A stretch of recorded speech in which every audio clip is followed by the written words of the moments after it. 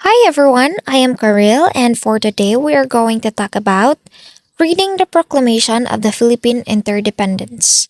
So, for this particular document, we are about to discuss the content and contextual analysis of the Declaration of Philippine Independence document.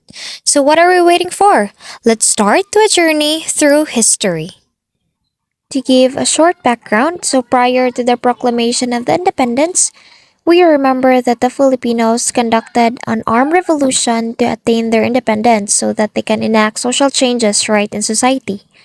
So eventually, the revolutionaries and the Spaniards came to a truce, and it was decided that Aguinaldo, the leader of the revolutionaries, would be sent into exile in Hong Kong while the Spaniards will be paying the revolutionaries for the damages that are caused by the war. Aguinaldo did not actually really plan to be exiled for long. He just used the opportunity in order to strengthen their arms, mainly to purchase weapons and ammunitions. Aguinaldo's return from his exile signaled the resumption of the struggle or of the uprising against the Spaniards. So what changed with Aguinaldo's return is so compared to the early phases of the revolution, they now have sufficient amount of guns and ammunition which were again purchased during his exile, and the supply of weapons and ammunitions is, of course, not to mention the renewed fervor, the renewed morale, boosted morale of the Filipinos. So, therefore, these factors led to the now successful battles. We have here a picture shown. So, this is General Emilio Aguinaldo in his balcony in Kawit, Cavite. So this particular scenario or event is what we actually commemorates every year. So our country commemorates the anniversary of the Philippine independence that was proclaimed on June 12, 1898 at the balcony of the General Emilio Aguinaldo's residence in the province of Cavite. So, indeed, this undertaking is a significant turning point in our history because it's now the end of the 333 years of the Spanish colonization in our land. So, as what you can see, this photo is a copy of the Declaration of Independence.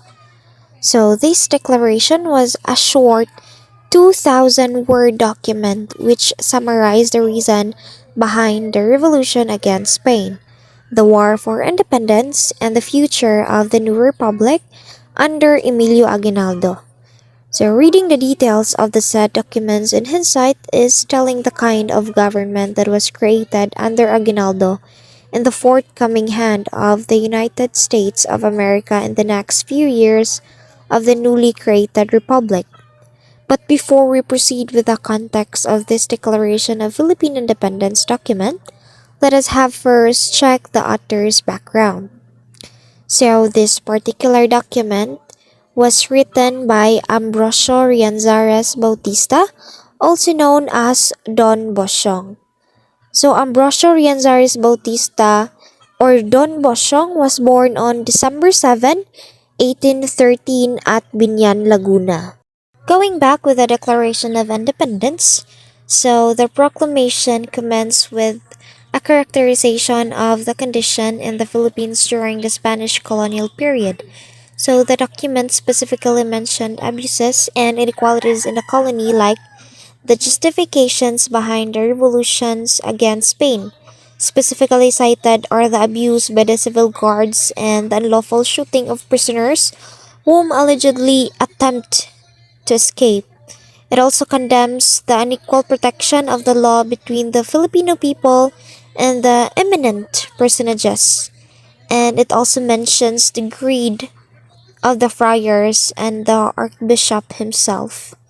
And lastly, it condemns what they saw as the unjust deportation and rendering of other decisions without proper hearing expected of any civilized nation. So basically, this document specifically mentioned the abuses and inequalities in the colony.